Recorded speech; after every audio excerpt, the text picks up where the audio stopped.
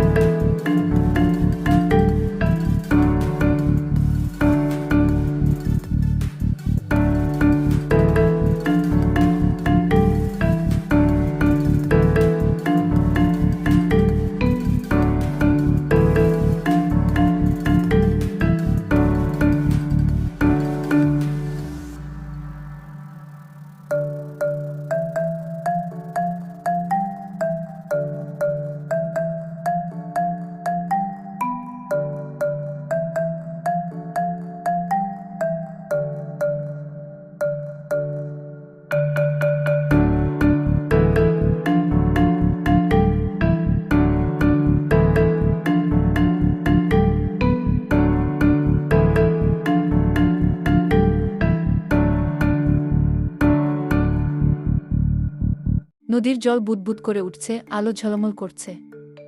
নেপথ্য কণ্ঠ, পরদিন ইরা আবার এলো নদীর ধারে। হঠাৎ জলের মধ্যে আলো ঝলমল করে উঠল।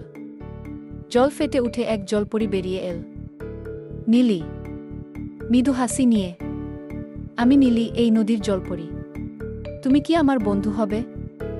ইরা, উচ্ছ্বসিত হয়ে। অবশ্যই। আমি, চন্দু আর তুমি, আমরা তিন বন্ধু।